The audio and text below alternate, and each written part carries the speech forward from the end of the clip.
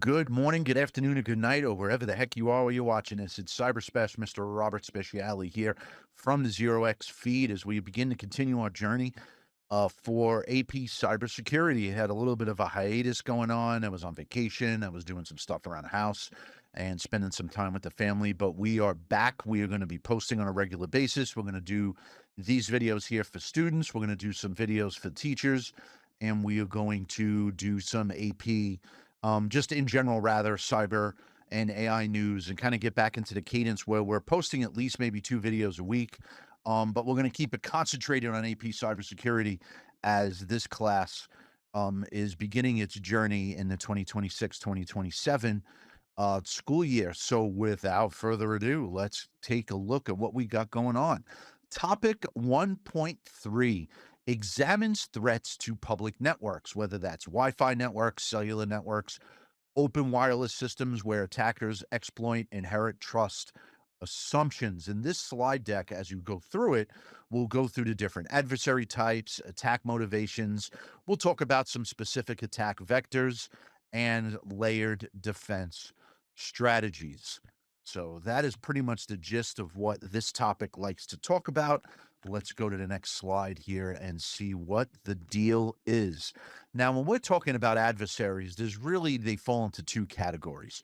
You have your low skilled versus your high skilled adversaries. Um, the key distinction is low skilled adversaries use pre built malware from the dark web. They're script kiddies. They don't know what the vulnerabilities do. And they're just sitting there just trying to be a bad guy without actually having any technical knowledge. High skilled adversaries create custom tools. They're using AI to build exploits, adapt attacks in real time. And what the students really have to get out of this here and have to ask themselves, which is the greater threat overall? Is it the script kiddie that doesn't know what they're doing or the high skilled adversary? I'm not going to answer that question, but that's something that I want you, while you're watching this video, to kind of think about. I think you can make the argument for both a little bit, but at the same time, I think there is one answer that's probably a little bit more definitive. But once again, I will let you contemplate that. So there's a lot of different motivations for why threat actors do what they do. We touched upon this a little bit, I think, in topic 1.1, but why do people, why do threat actors attack people on public networks, right? Um, you have greed, financial gain, ransomware, stealing data so that they can resell that data. Okay. You have recognition. And I think this is actually a big thing with a lot of hackers: fame, public acknowledgement, ego. Shiny hunters, as an example, doing the ransomware attacks on Canvas at the end of this previous school year. A lot of that is greed, but some of it is also recognition. They're the group that did it, and they can hold that over the heads of other hacker groups. And within the culture of threat actors, I think that's actually a little bit of a big deal. Dedication to a cause. That's an interesting one, right? Hacktivism, political and social goals. You have some people that will do some attacks on public networks just to bring to light social issues. Like say like a group that is going against, I'm trying to think of a good example, like Japanese whalers. For one, people don't like that sometimes, right? And you might bring issues with that by hacking a network and blasting out pop-ups that are advertising things that go against that particular industry. Okay, and I'm just using that as an example. I'm not sitting here weighing in one way or the other. Political and social goals. Some people can take down the Wi-Fi of a Starbucks because they might think Starbucks is evil, right? I certainly don't think that, but some people might.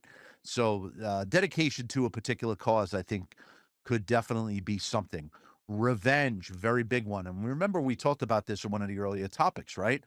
You have one of the biggest set of threat actors are the insiders, the people who got fired or are disgruntled at their job. They have a personal grudge against somebody at the workplace. So they go and maybe before they leave, they put something in that they're able to take down the wireless network from the outside. Maybe they leave something behind that they can do what we will learn about here in a little bit, like an evil twin attack, where they will go after people there. Okay. I just realized my box is blocking a bunch of stuff here, so we're gonna make me smaller. There we go. Okay. I'm using a teleprompter while I'm doing this, so I don't always see the screen. So we're gonna have to YOLO this a little bit here today. Um, so revenge, very, very, very big deal. Politics, which I think is tied to dedication to a cause, but when we get into a little bit more like nation state sponsored espionage, cyber warfare. Certainly you read the news. I'm American. So here in the United States, we're certainly concerned with nation state sponsored hacking groups out of, like, say, Russia or China or other countries. Certainly, one could make the argument that the United States has their own nation state hacking groups potentially. I don't know, but that's certainly something of a concern. If you're sitting here in another country listening to that, you can think the same thing in the other direction. Um, so that's certainly a thing, right? Not just pushing a political goal, but being sponsored by a nation to disrupt the activities of another country. Okay. Beliefs, just in general, ideological attacks, ideological driven groups. You might have one group of people not like a particular church or religious organization, so they take down their Wi-Fi, they ruin their website, they hack their something in their database of members or something. I don't know. So those are really the top six.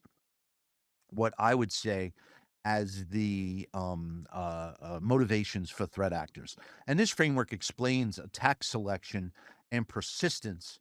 And I gave examples as well as some recent things going on that you can use as that example as to a cause for why some people would go and do this. All right, hold on.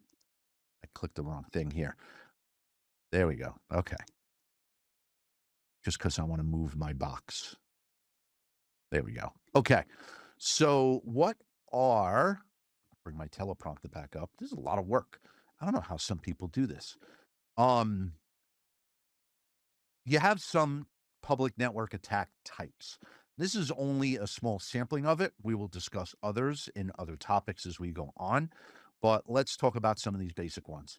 You have the evil twin attack. An evil twin attack basically is when an attacker impersonates a trusted network. Like, they set up a fake Wi-Fi access point and make it look like the right Wi-Fi. Like, they make something like a Starbucks Wi-Fi clone, for instance. And then a user will connect to that rogue access point, and now their traffic is getting intercepted, where they can use key logging software or anything else to gather data about that particular individual. Okay. You also have something called a jamming attack. A jamming attack is where electromagnetic noise will flood a frequency range to make that Wi Fi unavailable. Now, I'm going to give you an example of this. It's not necessarily hacking, but something that I always notice. Excuse me, I need a drink of water. Here in Las Vegas, we have a venue called the Smith Center. It's kind of like where they do Broadway shows and musicals and performances. I've seen Neil deGrasse Tyson there twice. Dr. Neil Tyson's fantastic, one of my idols. Um, I always notice when a show starts at the Smith Center that my Wi-Fi dies because they don't want you recording performances there and then posting it on the internet, or at least not in real time. So I think they kill the Wi-Fi and flood a particular channel so that you're not able to do it. It doesn't always happen, but with some performances, I believe it does. So that's an example of that. You also have war driving. Sorry, war driving. I've never heard of that term before. It's basically reconnaissance. Someone's outside with the van. They are attempting to scan and collect data about a public network, right? Because you have to assume that a public network may not have some of the typical things in place that a corporate or home network would have, so that doing a reconnaissance and finding out what's on that network becomes a whole lot easier. They're collecting SSID data, they're doing signal strength maps, they are finding out what devices are on that network, and then you can even take that a step further and see what operating systems or what services are running on those devices. So that could be a little bit of a problem for sure. Let me move my box. Okay. So in the next slide, it's kind of breaking down what an evil twin attack is. A user can be sitting, an attacker rather, will broadcast an SSID that matches a legitimate access point. users connect, and then the attacker gains a man in the middle or person in the middle position.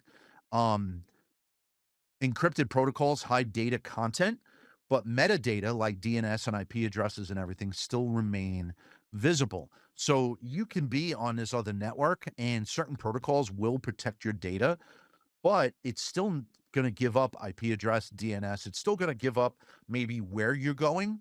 Like if you have an encrypted connection, like you're logging into like bankofamerica.com, for instance, it's going to be on HTTPS. The attacker's not going to be able to see what you're communicating back and forth. Excuse me. But now that attacker knows that you bank at Bank of America, and even that little piece of intel could be a thing. Okay. So when you are on that network, really kind of try and make sure and verify when you're sitting. Why am I getting the hiccups now? That's the most annoying thing on the planet. You want to verify that the network is legitimate. You want to, like, say, if you're at Starbucks, go up to the counter and say, "Hey, just want to make sure, what's your Wi-Fi here?" And make sure that the Wi-Fi is the correct one. Because a lot of times these person in the middle attacks or threat actor in the middle, they used to call man in the middle, but I guess we can't use man. Um, would be they'll set up that rogue access point, and it'll look similar to the legitimate network, but not be the same name. So you want to ensure that you are on the correct network there.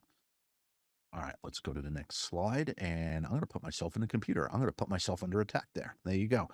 So you have a denial of service attack via jamming. So this is a physical layer attack where electromagnetic noise floods a specific frequency band where you can't defend against it with software. You're physically attacking the network. It's kind of like a real world example would be like a drone jammer that disrupts a certain airspace.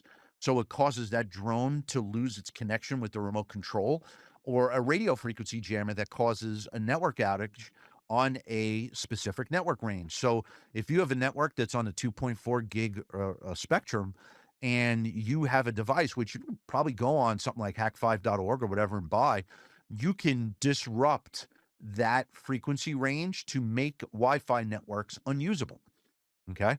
So jamming equals an unavoidable attack at layer one, unless people's devices start using stuff like frequency hopping or band switching, which can happen, but you're not going to know to set that up on your device unless there's an attack like this going on to begin with. So it's kind of like a little bit of a goofy thing to have to deal with. I would say that's a little bit rare, but certainly viable and something that they're going to ask about on the AP exam. So make sure that you are up on it. All right, I'm going to put myself right there. Let's go back to the teleprompter here. So next we have passive reconnaissance, which you really can't defend against per se. Mind you, the context of this are unsecure networks, public Wi-Fi, Wi-Fi that's offered at a hotel or a Starbucks or another like retail venue that's offered for free. Because they are public, they're not going to have the same things in place to protect themselves against everything that we've been talking about here, right? Now, passive reconnaissance is where an attacker listens um, to beacon frames that are sent out by legitimate access points and collects that network data like devices, signal strength, physical location mapping. It's passive. They're just sitting there listening. It's very hard to detect. Most intrusion devices on a legitimate network might not even know that this is going on. And if it's something like a public network that's not even set up to defend itself, they'll never know what's going on. I could sit outside of my car and connect to a Wi-Fi and do all kinds of reconnaissance, a public Wi-Fi, remember, where, to clear that up, and get all kinds of information. Okay. And it's very actually difficult to protect against that. Okay. There are no packets sent. It's very hard to detect. And it's a precursor to the next step, which would be that evil twin or the physical attack that we talked about. There are tools like Kismet that perform passive scanning. You can use Nmap. You can use all kinds of other stuff. It is definitely illegal to do without authorization but it is legal to do if you're doing it for research. So, in other words, if I did this in a classroom environment with the students and I set up a Wi Fi network and I say, hey, do some passive reconnaissance on this Wi Fi network I set up, and it's totally for education, then that's fine. If a student decides they're going to roll up the target, get on the target's public Wi Fi, and then they start scanning the network and collecting data, that would be illegal because you don't have authorization from Target to do that. Okay, so it's important to be careful with this stuff as well. All right, let us go to the next slide so I can. Oh well, my box is perfectly staged. Alrighty then. So, what are some of the defense strategies here? When you want to defend against a man in the middle attack or an evil twin attack, rather, you always want to ensure that the name of the wireless network exactly matches the one that is being offered by that company. A lot of times, like I said earlier, the SSID will set up by the threat actor will look similar but not be the same. Like the legitimate Starbucks Wi-Fi might be Starbucks underscore Wi-Fi, but the evil twin might set up a Wi-Fi network that says Starbucks Wi-Fi and there's no underscore. And if you look at that really quick and you're on your phone and you're toggling and you're setting it up, you might not catch that. So you want to verify with the employees there what the legitimate Wi-Fi network actually is. Um, Evaluate data sensitivity. Unencrypted Wi-Fi is acceptable for non-sensitive activity only. You don't want to hop on your banking website. You don't want to do your never expose your banking, health info, anything like that. Email, it's kind of tough. And I say that because that's pretty much like what a lot of people are doing. However, even if you're using encrypted email, and a person is scanning that network, they could see that you're using email even if they can't hack or get into your actual data and your actual messages. So you don't ever want to expose anything mission critical, but that's also as defined by you. What's mission critical to me might be different than what's mission critical to you, might be different for a third person. So you really have to kind of gauge that legitimately and make sure that you're not doing anything that's like, hey, I'm sitting at Starbucks while I'm on lunch. Let me fire up the mission critical plans to the Death Star so that and then you have the rebels are sitting there with an evil twin attack gathering data on that. Okay, you want to stay away from that. Um, so you want to like make sure that you're not doing anything that would be considered sensitive, data sensitive, or mission critical. I haven't had to move my box too far around today. I'm actually quite happy about that. All right. One of the big layers of defense for a lot of the things that we've been talking about here are VPNs or virtual private networks. Local eavesdroppers can't read the stuff that's in your encrypted tunnel. Now, I'm not going to go into in this lesson the actual technical details about how a VPN works and why it works the way it does, the technology behind it. We're not at that point yet. This is just talking about when you use it, what it does to protect you. So when you are answering questions and you're practicing for the AP exam and they ask you, like, what type of software could you use if you're on a public network to protect you from attacks? VPN would be a legitimate option because of what it does. But once again, I'm not doing a technical deep dive as to how VPNs work here just yet. Okay. So once again, local eavesdroppers cannot read the encrypted tunnel that VPNs create. The trade off is, and you have to decide whether this is a big deal or not, your VPN operator will see all of your traffic. So you're shifting the trust from your internet service provider to your VPN provider. So let's just say you're in a public network, and I keep using Starbucks because that's a real common example, but any coffee shop, any retail place or whatever, right? So you're sitting on Starbucks, you're on their public Wi-Fi, and you turn on your VPN. Starbucks internet service providers say they're using Cox Communications or CenturyLink or something. When you're not using a VPN, their internet service provider can see everything that you're doing. When you turn on a VPN, now, and I'm just going to use an example. Say you're using NordVPN because that's a real popular one, right? When you're using NordVPN, well, now Nord sees what you're doing. Now they have, um, you know, their terms and conditions, tell you what they do with that data. Hopefully, don't do anything with it. I don't know off the top of my head. That's something that when you choose a VPN provider, that you really need to kind of dig into.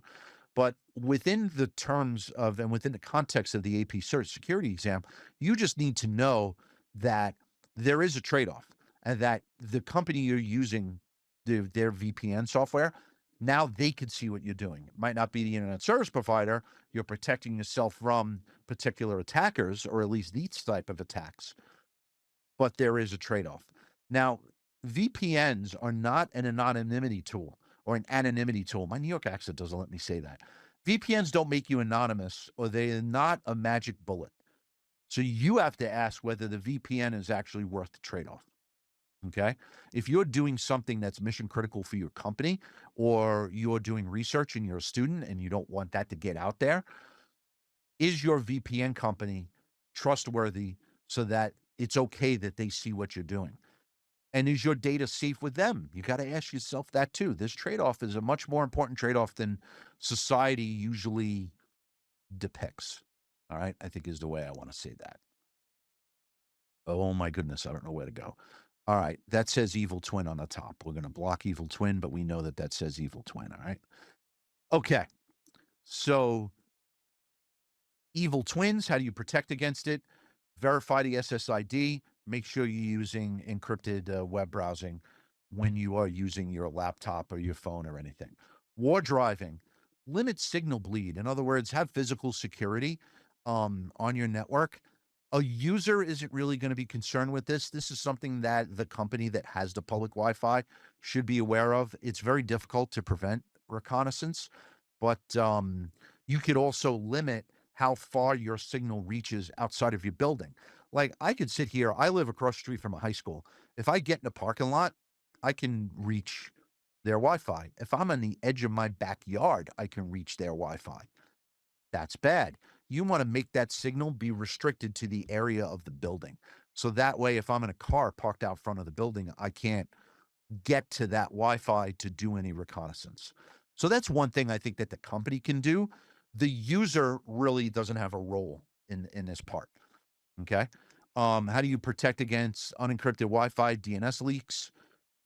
VPNs. Use a VPN when you're on a public Wi-Fi. Once again, the trade-off is, do you care?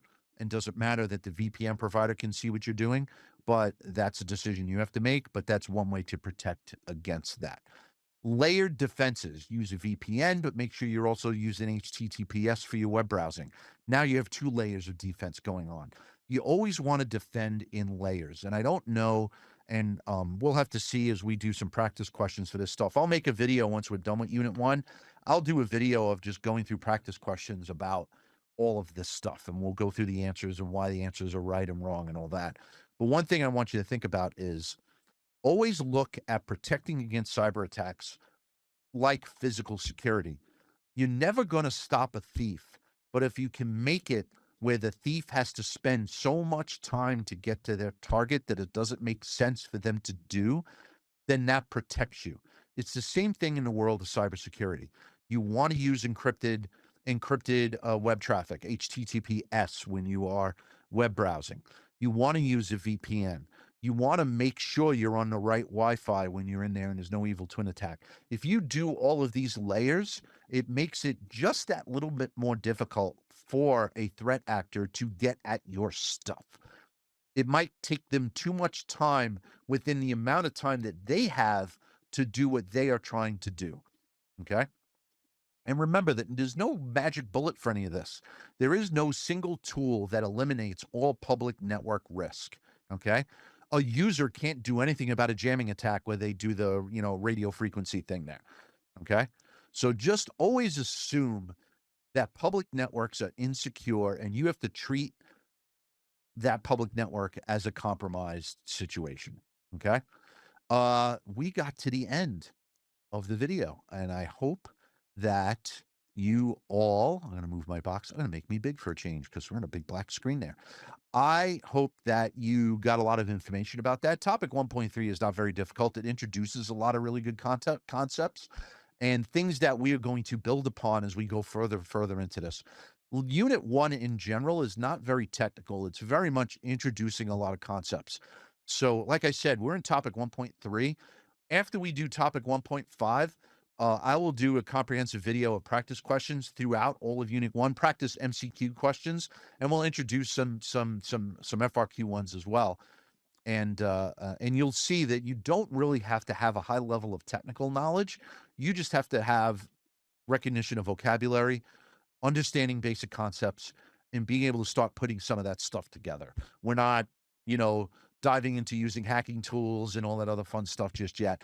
This is all just introducing concepts. So, topic 1.3, put it in the books. Follow the Zero X feed here on YouTube. If you haven't subscribed yet, I would ask you to please do so. I'm going to post a lot of shorts now based off of this video here. Follow our Instagram feed, which is the Zero X underscore feed as well. We do a lot of cyber news, AI news. I've been posting a little bit about the upcoming video game GTA 6 as well, which I cannot wait for. Yeah, just like follow along, and let's make this a nice community so that I can help everyone out there across the United States to thrive in the world of AP cybersecurity. Until then, take care, and I am Audi 5000.